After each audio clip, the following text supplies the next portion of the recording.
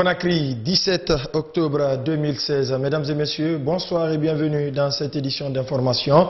Les institutions d'enseignement supérieur du pays ont rouvert les portes ce lundi sur toute l'étendue du territoire national. À l'université Gamal Abdel Nasser de Conakry, cette rentrée n'a pas connu l'affluence des grands jours. Les quelques rares étudiants qui sont venus, il y en a qui ont fait cours, d'autres ont tout simplement pris leur emploi de temps. À cela s'ajoute le nettoyage de l'enceinte de la cour qui reste encore inachevée. Le reportage avec Omar Sow.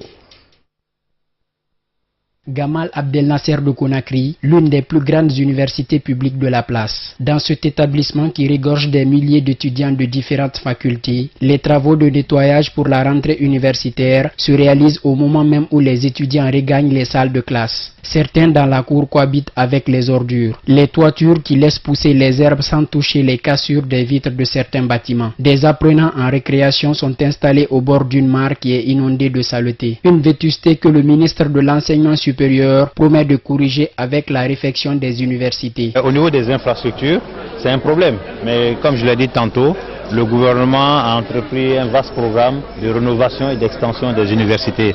Et nous espérons finaliser le tout, y compris les contrats, à la fin de cette année. Et j'espère qu'on va pouvoir le faire. En ce premier jour de l'année académique 2016-2017, l'atmosphère est morose. Des étudiants qui s'activent devant les salles de classe pour noter l'emploi du temps. D'autres par contre sont déjà installés malgré l'effectif qui ne fait pas le plein. Les enfants, il y a certains qui pensent que la véritable reprise des cours, c'est quelques jours après.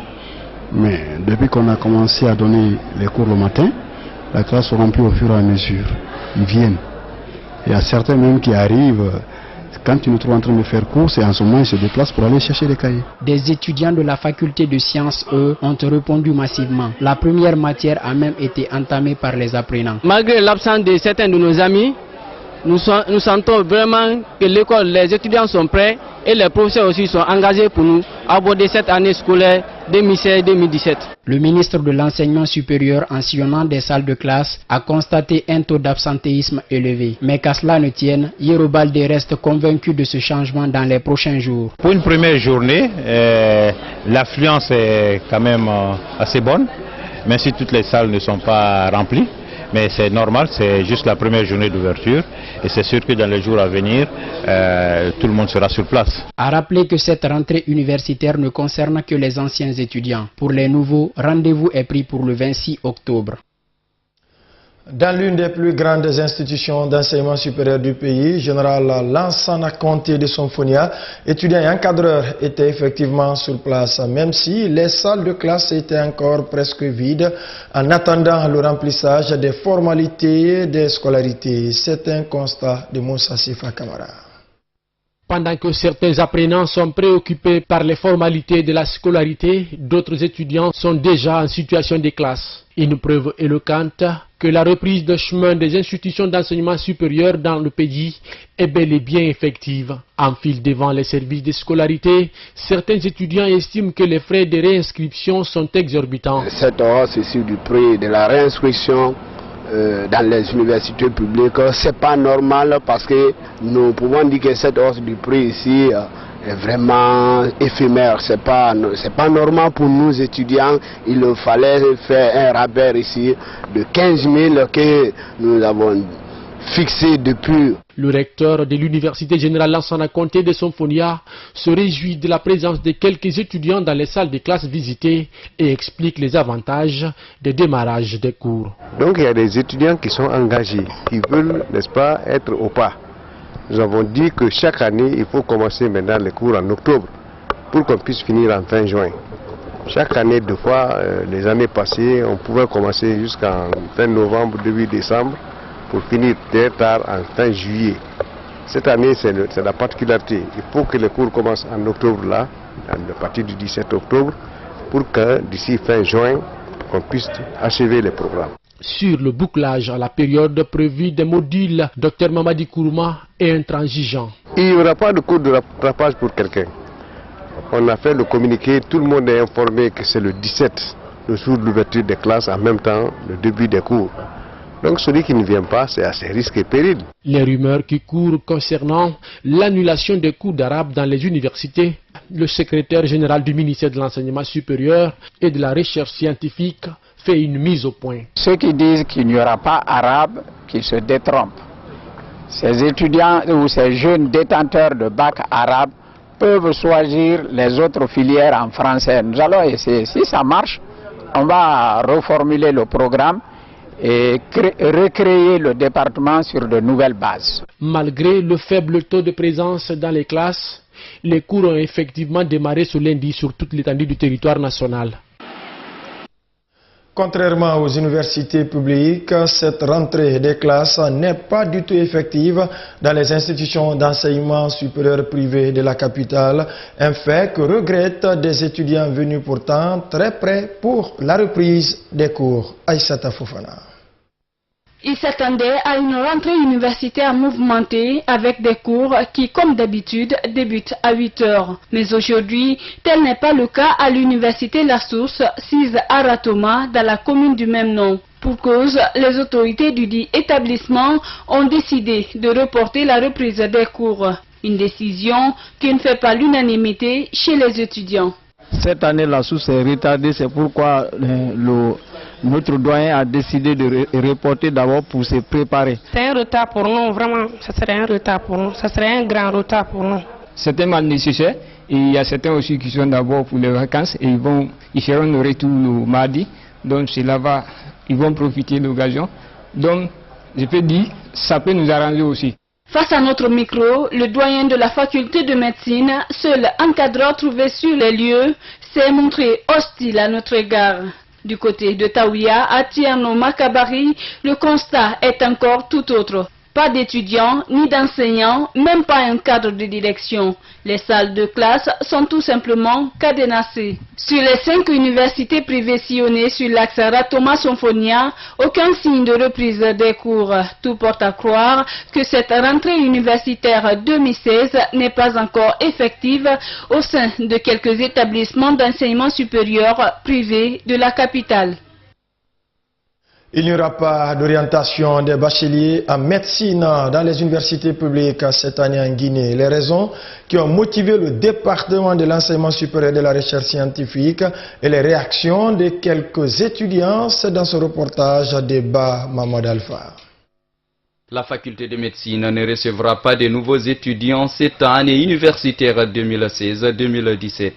C'est une décision des autorités guinéennes en charge de l'enseignement supérieur et de la recherche scientifique. Et cette non-orientation serait liée à un vaste programme de rénovation et l'extension des universités entrepris par l'État. En biologie, on n'a pas de laboratoire. C'est la même chose en médecine. Mais la médecine encore... c'est beaucoup plus important pour la simple raison que nous tenons en main la vie de personnes. Donc il faut s'assurer que nous avons les moyens adéquats de donner une formation de qualité à nos futurs médecins. Dans le public comme dans le privé, nous n'orientons pas en médecine. En plus, le chef du département entend mettre l'accent sur les filières porteuses de croissance économique comme les sciences et la technologie. Une occasion d'ailleurs pour le ministre Yero Baldé de rappeler que les institutions d'enseignement supérieur privées peuvent recruter en médecine et autres filières seulement à leurs frais. On a interdit à personne de recruter dans les filières techniques. On a simplement dit que l'État n'enverrait pas dans le privé des étudiants pour la filière technique, c'est tout. Sauf le technique professionnel. L'État enverra dans le technique professionnel. Il faut que ce soit très clair. Le privé est libre de recruter ses étudiants même en médecine ou en pharmacie. En tout cas, le recteur de l'université Gamal Abdel Nasser de Conakry souscrit à cette politique d'équipement et de qualification de la formation au sein des institutions d'enseignement supérieur. L'erreur n'est pas admissible en médecine. Quand il y a une erreur, c'est fatal. C'est la vie qui est en pâtit. Donc, on veut, au lieu de former 400 médecins qui n'ont pas vraiment une bonne formation, mieux vous former 20 ou 30 qui peuvent avoir la bonne formation. Je crois qu'au finish, on va mieux équiper les laboratoires de médecine pour que les étudiants qui vont rentrer désormais soient mieux encadrés. Par contre, face à cette situation, plus d'un étudiant et bachelier sont soucieux par rapport à l'avenir des sciences expérimentales au lycée. Et même cela ne me plaît pas du tout. puisque nos amis qui font la science expérimentale, déjà quand on fait la science expérimentale, notre point de base, c'est la pharmacie et la médecine. Et une fois les deux branches là, les deux départements là sont annulés, donc ça pourra jamais donner le courage à nos jeunes frères qui font la science expérimentale. À ce niveau, Dr Doussou Lansine Traoré propose d'autres alternatives. S'il a fait science expérimentale, il y a d'autres filières qui sont ouvertes en sciences expérimentales. Il y a la biochimie, il y a la biologie. Transformer la faculté de médecine odonto-pharmacie en faculté des sciences médicales est le rêve qui caresse le ministère de l'enseignement supérieur et de la recherche scientifique. Autre chose dans cette édition d'information, les acteurs de la société civile à l'apprentissage de la formulation de projets et la mobilisation des ressources financières à Conakry. C'est une initiative du département de l'environnement en collaboration avec le partenariat régional pour la conservation de la zone côtière et marine en Afrique de l'Ouest.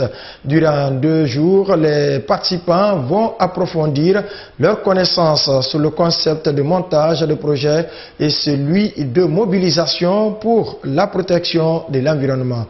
Saloum Kondé. En Afrique, une abondance de ressources marines et côtières est certes souvent constatée, mais avec un manque de développement comme le déplorent les spécialistes. Et c'est pour répondre à cette préoccupation des environnementalistes que cette formation a été initiée. Elles sont au total une vingtaine d'ONG qui participent à cette rencontre. Ces organisations non gouvernementales devront formuler des projets bancables pour la protection de l'environnement. C'est-à-dire que ça va renforcer les ONG à avoir une vision encore beaucoup plus claire dans ce qu'ils ont l'intention de faire. Comment cibler une activité? Et si l'activité est ciblée, quels sont les contours dont il faut tenir compte pour que le résultat soit positif et palpable? Quand vous faites par exemple le reboisement pour une forêt communautaire, c'est différent que quand vous faites, n'est-ce pas, le maraîchage avec les femmes. C'est différent comme vous travaillez avec les jeunes dans des domaines culturels. Donc tous ces aspects d'adaptation-là, c'est ce que nous cherchons à leur présenter pour qu'ils puissent s'adapter et présenter des projets bancables. L'attente du PRCM est de voir l'avènement d'une société civile forte afin de faire face aux multiples demandes des partenaires au développement. Qu'au moins que certaines ONG, de la place puissent en fait faire face aux demandes des bailleurs qui est surtout en fait de pouvoir mieux écrire leurs projets, mieux connaître en fait les circuits de comment en fait les étapes d'écriture de projet pour faire face en fait mauvaise gouvernance, je dirais, et une non-cohérence des politiques, de nos politiques. Ce renforcement des capacités permettra également aux participants de bénéficier des projets annuels de 10 à 15 000 € pour être actifs dans la protection de l'environnement. On ouvre la page sport de cette édition avec cette 3e réunion annuelle du Conseil international du sport militaire qui s'est ouverte ce lundi à Conakry. Les acteurs du secteur ont 5 jours pour étudier les aspects de la préparation physique et du sport au sein des forces armées. La rencontre mobilise les hauts cadres de l'armée qui s'investissent dans le domaine sportif. Soirée Boubacar. Cette 3e rencontre au compte de l'année 2016 se révèle pour les États membres du Conseil international du sport militaire comme un cadre approprié pour discuter de l'organisation de la prochaine Coupe du monde de football militaire prévue en février 2017 à Oman. La démarche vise également à définir des perspectives du sisme pour les prochaines années à venir. Ici, nous avons 2 points majeurs à l'agenda qui sont la préparation des 2 grands événements 2017 du sisme, la 2e Coupe du monde militaire de football qui aura lieu en janvier prochain, ainsi que la 3e édition des Jeux d'hiver du sisme. Et outre ces 2 événements majeurs, nous sommes ici pour préparer les calendriers et préparer le budget de l'année 2017 afin de soutenir nos activités et les activités du sisme en 2017 en général. État membre du CISM depuis 1981, la Guinée n'a depuis cette date baissé les bras dans la lutte pour la promotion des valeurs de ce comité qui fait de la préservation de la paix à travers le sport une de ses préoccupations. Les efforts des athlètes guinéens ne restent pas inaperçus aux yeux du président de cette instance du sport militaire. Pour le ministre d'État à la Défense, Dr Mohamed Diané, cette rencontre démontre la détermination de la Guinée à poursuivre ses efforts dans ce sens. Regroupant 135 pays à travers le monde, le CISM organise chaque année 20 championnats dans diverses disciplines pour permettre aux hommes en uniforme des États membres d'exprimer leurs talents sportifs. Sport toujours avec ce 20e congrès de la Confédération de handball qui a pris fin ce week-end à Conakry. Durant 2 jours, les dirigeants de cette instance venus de cette zone du continent ont réaffirmé leur confiance au président Mansourou Arenou. Ils ont par ailleurs élu d'autres membres de cette institution sportive. À cette occasion d'ailleurs, le tout nouveau vice-président de la CAB promet que le handball guinéen bénéficiera des appuis de la Confédération africaine. On écoute Pedro Goudino au micro de Alcine Diallo. Dans le numéro que le président Diatchef hier nous a présenté pendant le congrès, ils ont mis à disposition de l'Afrique plus ou moins 4 millions de dollars pour les différents projets de différentes fédérations. Le problème, c'est que l'aide de la Fédération internationale pour le développement de chaque pays, c'est en fonction du projet présenté.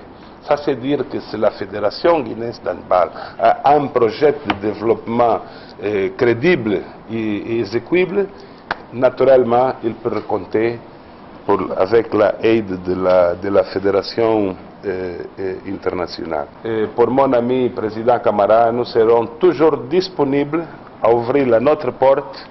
Nous serons toujours disponibles à vous aider, même au point de vue de formation d'arbitres, partager l'expérience de notre travail à l'Angola, comment on a fait pour maintenir, comme vous-même disiez.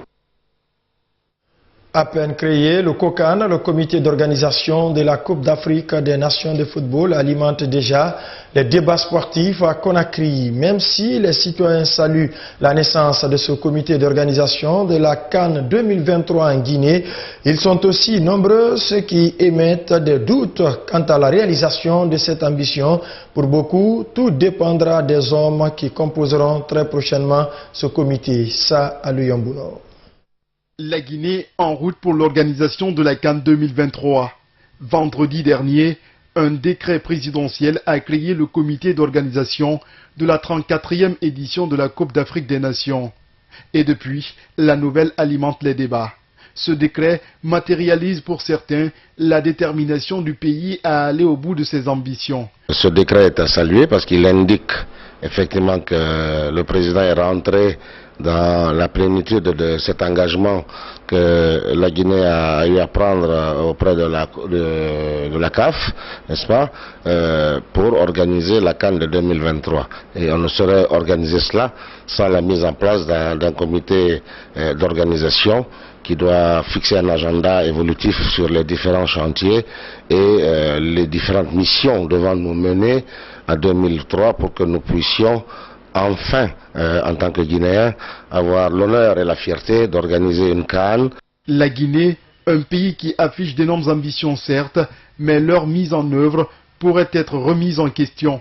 À 6 ans de l'événement, le pays est en crise d'infrastructures sur tous les plans.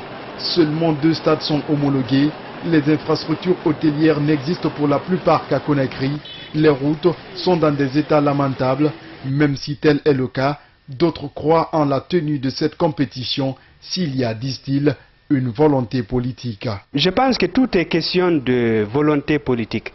C'est-à-dire si il y a la volonté politique, on peut organiser une CAN d'ici 2023. Ce n'est pas du tout un miracle. La volonté politique n'exclut tout de même pas le choix des personnes qui doivent composer le COCAN. Moi, personnellement, je souhaiterais que le COCAN soit composé en prenant en compte des personnes qui sont compétents, qui sont dynamiques. C'est le choix des acteurs qui vont être faits pour animer ce COCAN qui déterminera effectivement le sérieux et la vitesse de croisière qui sera donnée pour nous mener au rendez-vous de 2023.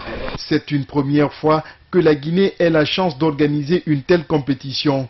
Le pays parviendra-t-il à mériter la confiance du monde du football africain? La réponse sera connue dans sous peu. L'actualité sur le continent, elles ont enfin pu retrouver leur famille et célébrer leur libération. Les 21 filles nigérianes libérées jeudi dernier dans les mains de Boko Haram. Beaucoup ont témoigné l'horreur traversée durant leurs 2 années et demie de captivité. Suivez. Elles retrouvent leur famille après 2 ans de captivité. Enlevées en 2014, ces jeunes femmes sont arrivées dimanche à Abuja. Elles racontent leurs conditions de détention et leur soulagement. Nous remercions Dieu parce que nous ne pensions pas que nous serions en vie pour voir ce jour. Merci à Dieu. Ayant été enlevés, nous ne pensions pas que nous pourrions à nouveau danser comme nous l'avons fait. Tout le monde sait ce que nous avons enduré. Nous prions aussi Dieu pour que Boko Haram libère les autres filles pacifiquement. Selon les sources locales, ces 21 lycéennes ont été libérées jeudi dernier en échange de 4 prisonniers de Boko Haram. De son côté, le gouvernement nie tout échange de prisonniers. Cette libération est en tout cas le fruit de négociations entre l'exécutif nigérian et le groupe islamiste.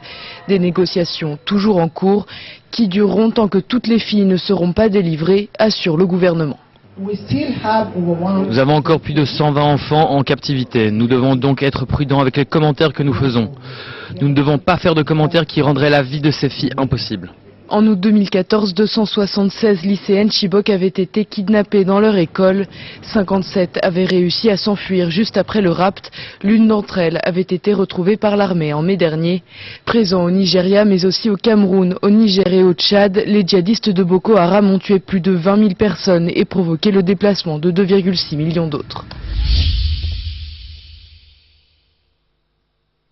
Les raids sur la ville d'Alep sont incessants. Le régime, appuyé par l'aviation russe, continue leur offensive pour reprendre les quartiers de la ville aux mains des rebelles. Pendant ce temps, au Luxembourg, l'Union européenne semble plus que divisée sur le sort à réserver à Moscou. Suivez.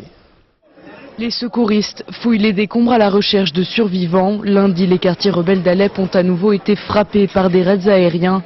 En 24 heures, plus d'une quarantaine de personnes ont perdu la vie dans les bombardements.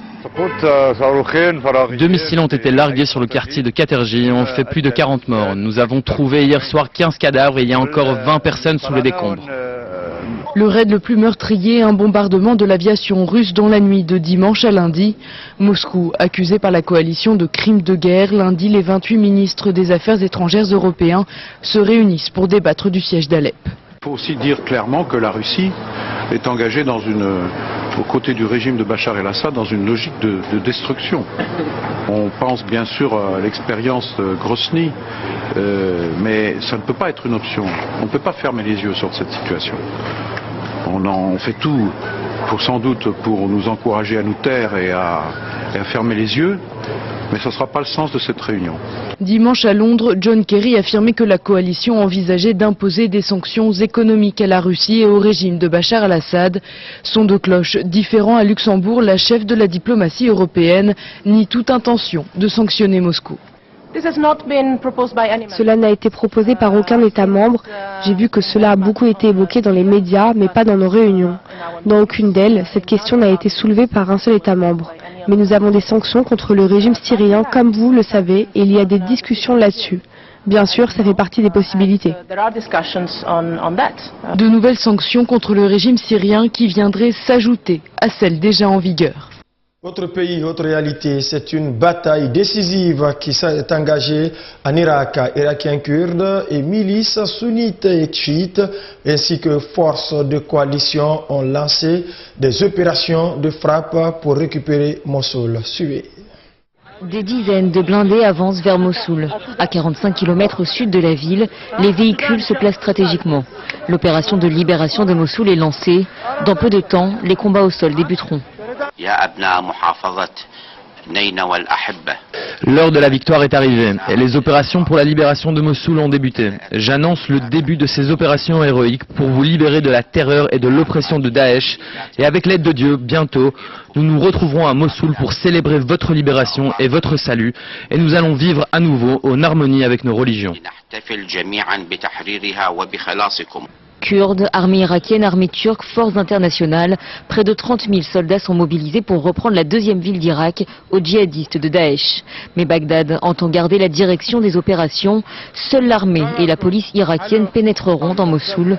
Tous les autres combattants seront déployés en périphérie.